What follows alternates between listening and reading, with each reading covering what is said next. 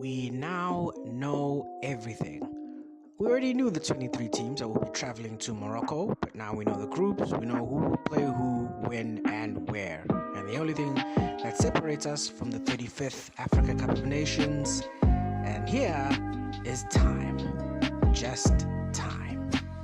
Hi, I am the Football Otaku, and on this video I will be breaking down the draw for the Africa Cup of Nations, the juicy storylines, and giving a brief look at all 24 sides. If you are loving the content, why not subscribe, like, comment, and that really does help with this very small channel that I am trying to grow.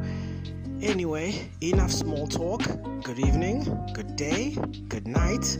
Hope your day or your night has gone well enough, and let's get this show on the road, starting with Group A, featuring the hosts Morocco, Mali, Zambia, and the Comores. For Morocco, it will be all about the hometown pressure.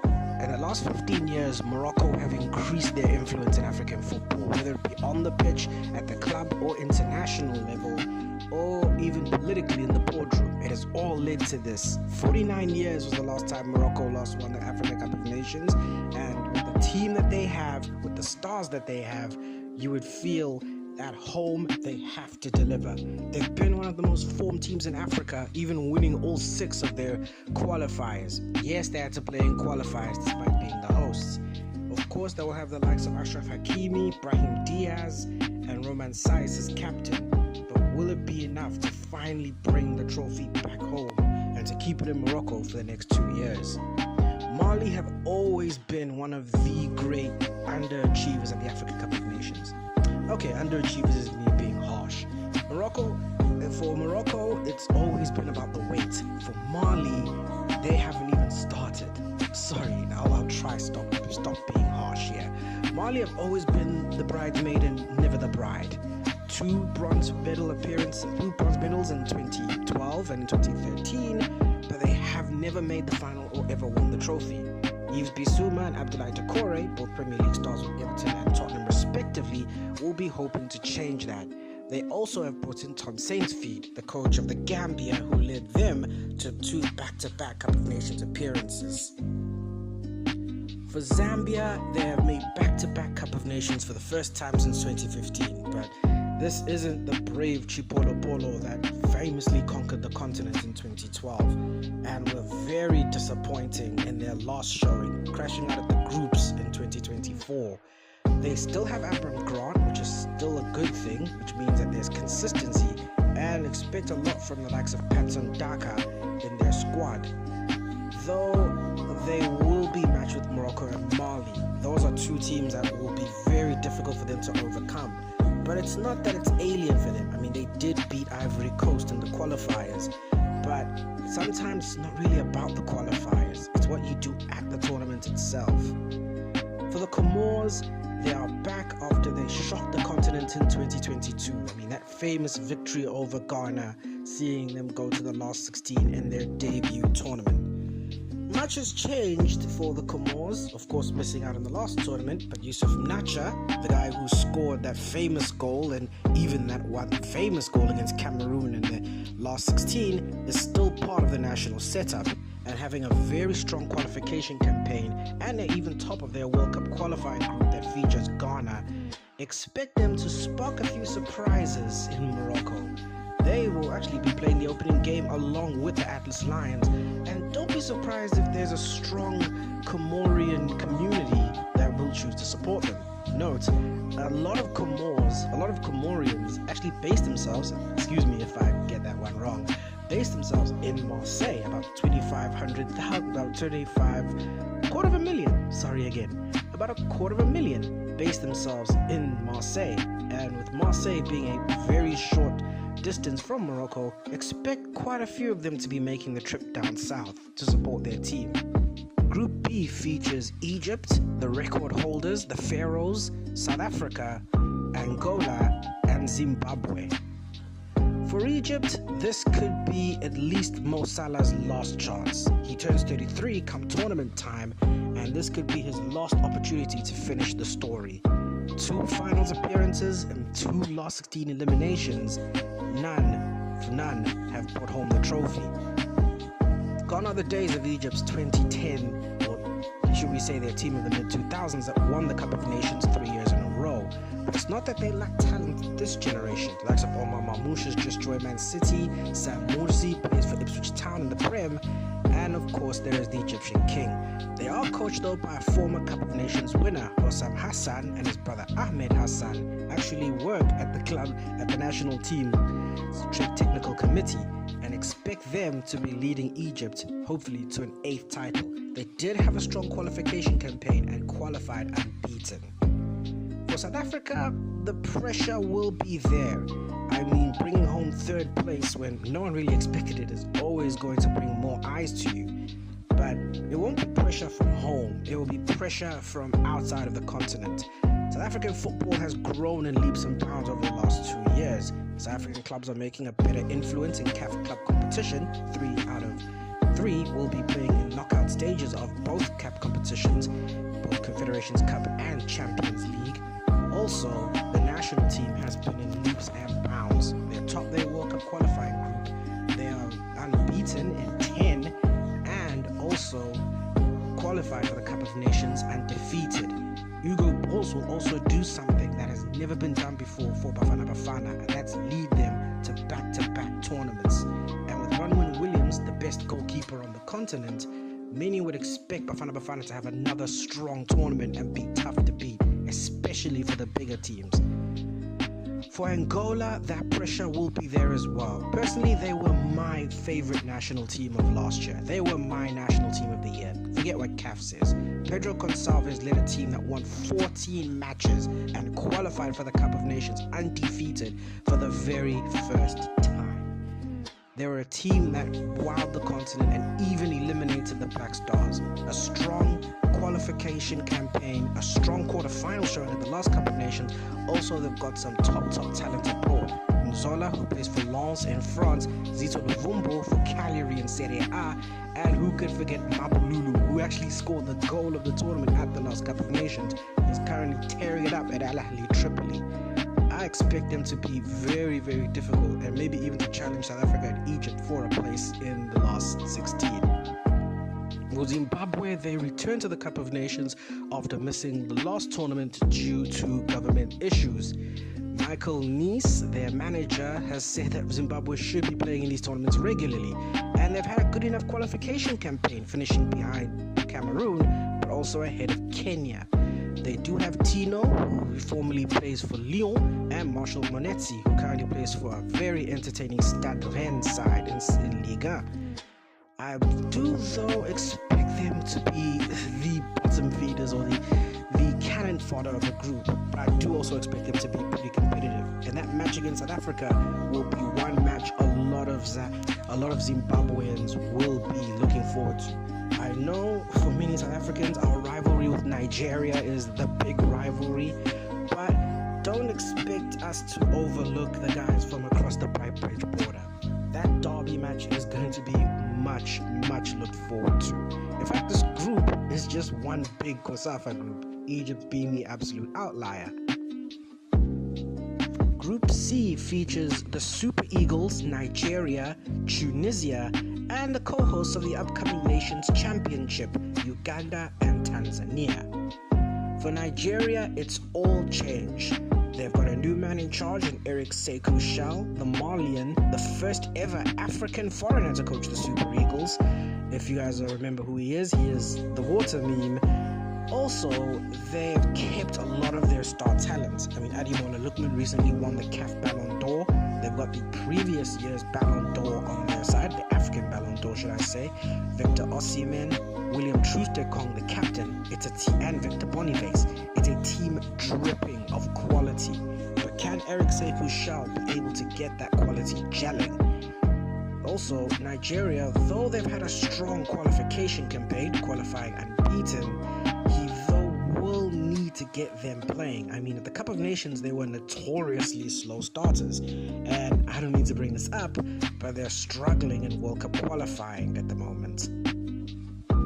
For Tunisia, it's all about consistency. It's their 17th straight appearance at the Cup of Nations. They haven't missed a tournament since 1992, and the Carthage Eagles are all about efficiency. I mean, you don't get a lot of bang for your buck watching the Carthage Eagles. I mean, they're the kind of team that bores you to death, and then by the time you blink and it's the quarterfinals, you look there and you wonder, how did they get there? Although things haven't been all smooth sailing behind the scenes at Tunisia, they've been trying to get a new coach after their disgraceful showing at the last Cup of Nations. Hugo Broos instead signed a contract extension with South Africa, and Fauzi Benzerti held the job for about 2 games. They'll be unsure who will be taking them to the Cup of Nations, but it'll be a long wait for the 2004 champions.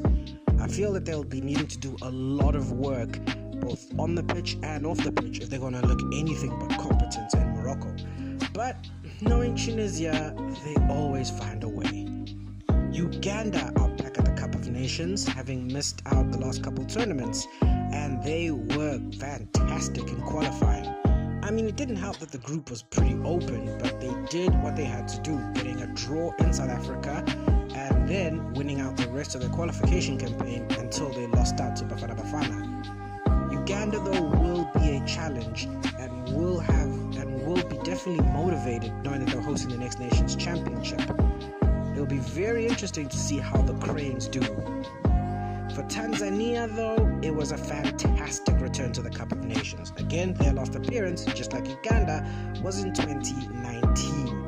Bwana Samata, who is one of their stars, is still part of the starting lineup, still part of the side, and they did just enough to hold off Guinea, both on and off the pitch, to qualify for the Cup of Nations. Although this group is going to be very difficult for them and their eastern neighbors to negotiate.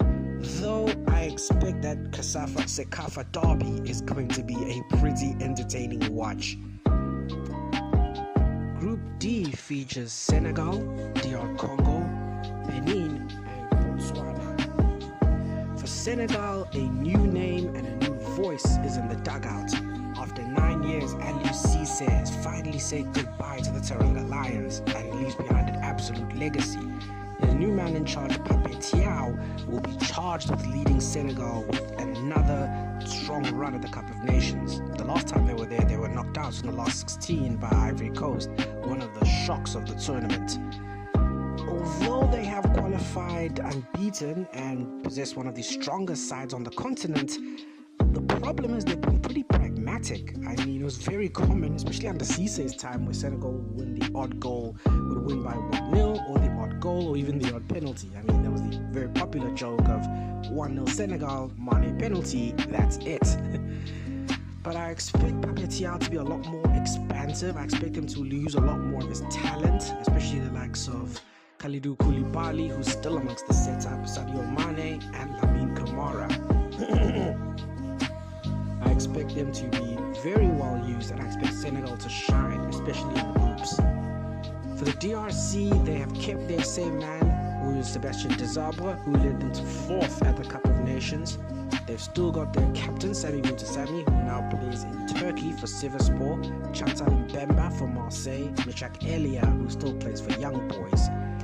They, though, have had a much more comfortable qualifying campaign that they did last time, and have looked like a side that have generally improved, though they can be inconsistent at times.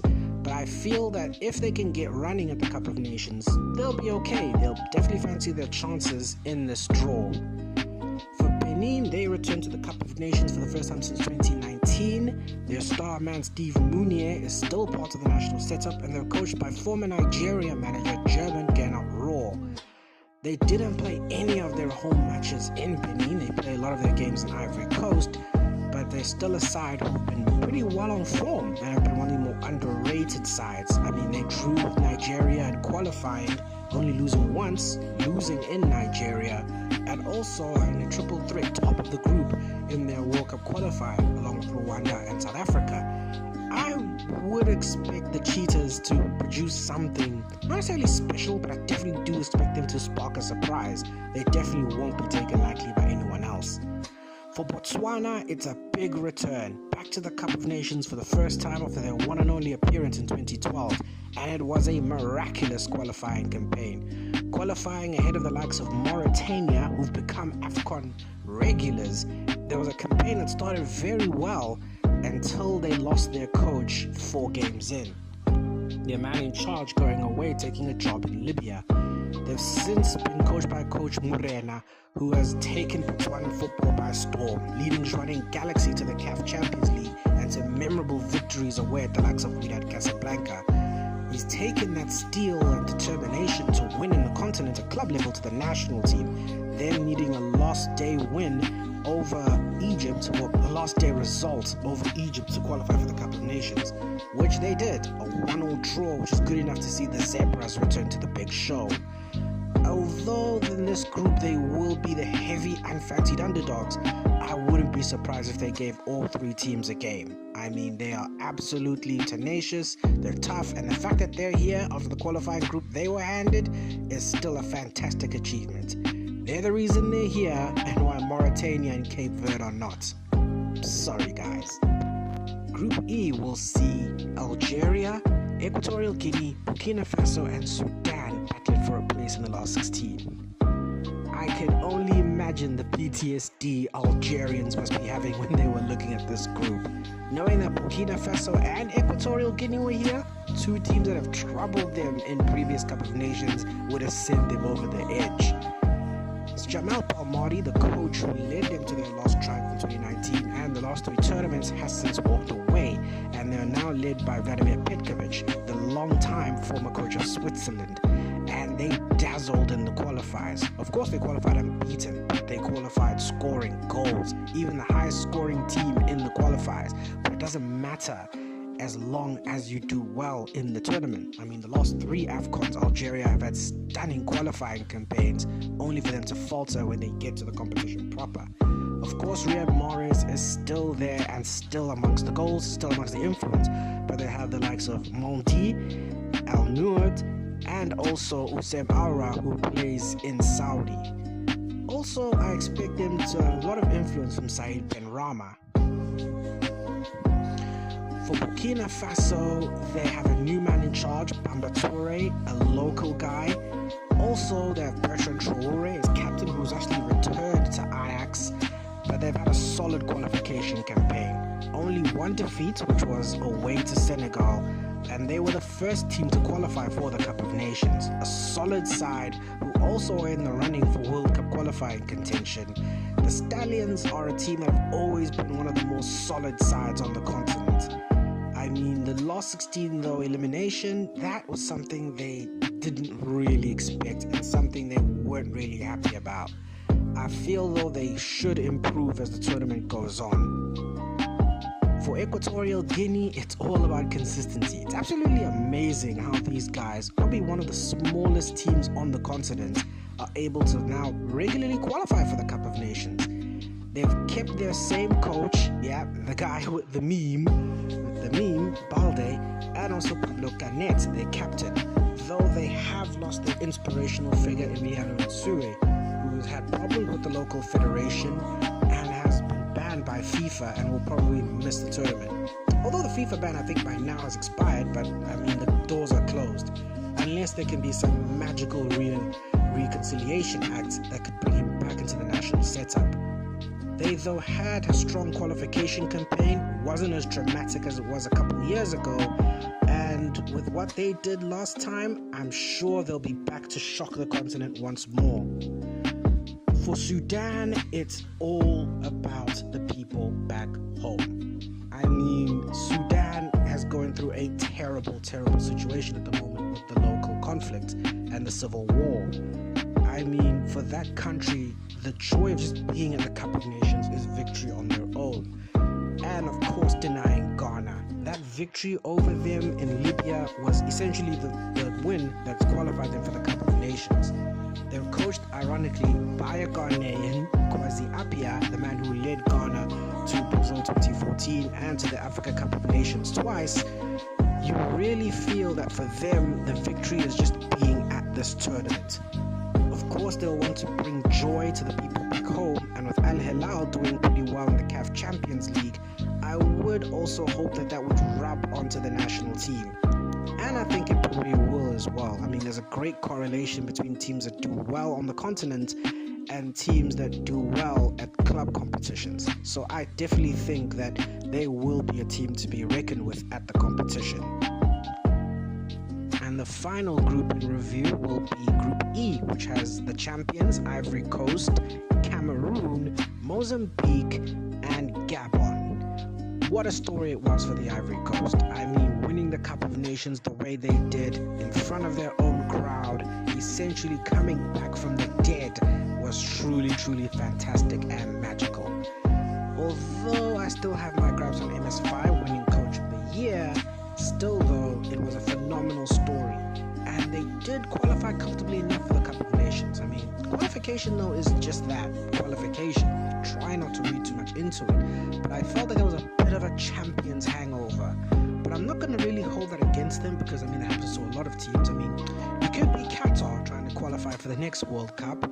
But I feel that for the Ivory Coast, they will sort of get their act together at tournament time. Will they defend? Highly unlikely, but I mean, anything is possible at this point. I mean, they've still got the likes of Simon Adingra, Sekou Fofana, Ibrahima Sangare, and Omar Diakite. They've got guys that can definitely do the job over there and definitely be one of the sort of standout teams at the Cup of Nations like they always are. How times have changed in Cameroon. I mean, they were woeful in 2024. I mean, under Mark Risto, you can clearly see the improvement of Boubacar, Mbeumo. They definitely were good in qualifying. They looked a whole lot better, and it turns away from this culture that I've always criticized Samuel Eto'o for ever since he became FECA for president. I used to call it jobs for the boys FC. I felt Rigobert Song didn't deserve the Cameroon job, didn't deserve to take them to Qatar 22, and he got badly exposed throughout the Cup of Nations, not just in the tournament, but in the group stage and even in the qualifiers. Now, Cameroon were far more comfortable, qualifying undefeated. Abubakar, Mbeumo in amongst the goals, and Nkudu, they looked a lot more comfortable, and they could actually get a pretty good respecting kit sponsor. I mean, yikes. The stuff Cameroon wore, yikes. For Gabon, they returned to the Cup of Nations for the first time since 2019.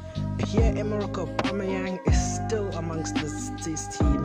I mean, you can essentially call him the Unk at this point. He's the Unk of that team, is Pierre-Emerick Aubameyang, 35 years old, and hopefully he can finally get that golden send-off you feel he robbed himself from in 2022, where he caught COVID because they were having a pre-tournament dinner. I mean, I won't hold it against them though. I won't hold it against them. His strike partner, Dennis Boanga, plays in the MLS, and also they have Joel Mpenza, who scored a fantastic goal back in the tournament.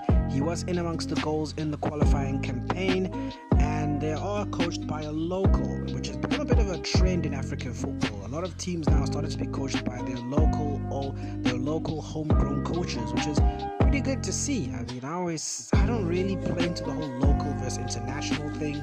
For me, it's just what works for you, works for you. For Mozambique, it is miraculous that they've qualified for back-to-back Cup of Nations. I mean, returning to the Cup of Nations for the first time since 2010, last time out was absolutely emotional for them.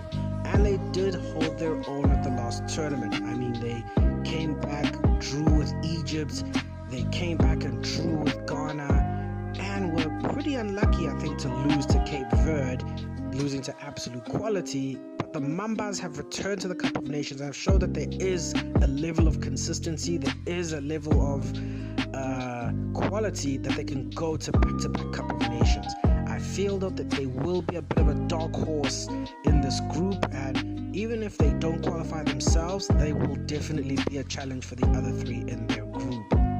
That's it. That is my shorthand review of the Cup of Nations draw, of who will be playing who, when and where. I'll be giving a much better, more detailed depiction prediction of all 24 sides later when the tournament comes. In fact, I plan to, if I'm still around, I plan to do a preview and prediction of who will top the group or who will finish where, but that will be when the tournament comes around. I mean, we have a whole year of international football to play before we even go to Morocco.